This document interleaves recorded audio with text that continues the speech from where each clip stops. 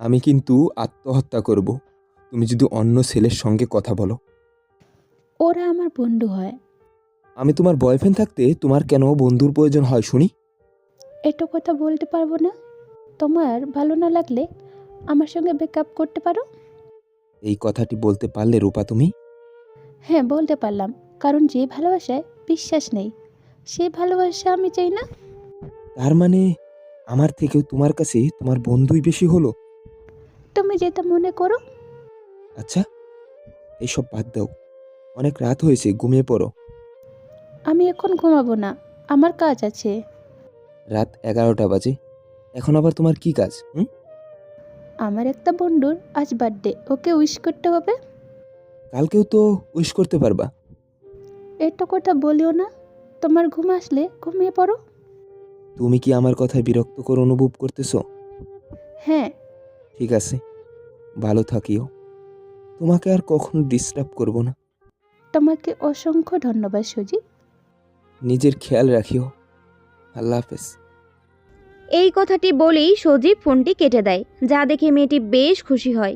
এরপরে এইভাবে বেশ কিছু দিন কেটে যাওয়ার পর হঠাৎ একদিন মেয়েটি চিন্তা করে, যেই ছেলেটা আমাকে 2-3 ঘন্টা পর পর ফোন দিত, মেসেজ দিত, আজ প্রায় 10 দিন পার হলো, একটিবার ফোন বা মেসেজও দিল না। এই সব ভাবতে ভাবতে রূপা নিজ থেকে সজীবকে ফোন দেয়। ফোনটি রিসিভ হওয়ার সঙ্গে সঙ্গে রূপা বলতে থাকে, এই তোমার ভালোবাসা, কবি তো বলেছিলে যেদিন আমাদের ব্রেকআপ হবে সেদিন নিজেকে শেষ করে দিব। আজ 10 দিন হলো ব্রেকআপ হলো, একটিবারও তো ফোন দিলে না। ছেলেদের মনে যে ভালোবাসা থাকে না সেটা আমি ভালো করে জানি। ওরা শুধু মুখে বড় কথা বলে। রূপার কথা শেষ হওয়ার সঙ্গে সঙ্গে ওপাশ থেকে একজন মেয়ে বলে ওঠে, আসসালামু আলাইকুম। আপনি কে আমি জানি না, আমার ভাইয়া সজীব 10 দিন আগে আত্মহত্যা করেছে। কি? হ্যাঁ, আমার ভাইয়া আত্মহত্যা করেছে, কিন্তু কেন করেছে সেটা জানতাম না। আপনার কথা শুনে মনে হলো এর জন্য আপনিই দায়ী।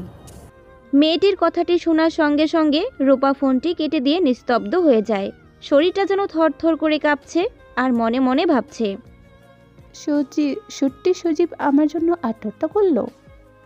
এতটা ভালোবাসতো আমাকে, আমি তার ভালোবাসা বুঝতেই পারলাম না। আসলেই ভালোবাসায় তৃতীয় কোনো ব্যক্তি বা অতিরিক্ত বন্ধু আসলেই সেই ভালোবাসাটি টিকে না, কারণ সেখানে অবিশ্বাস ঢুকে যায়।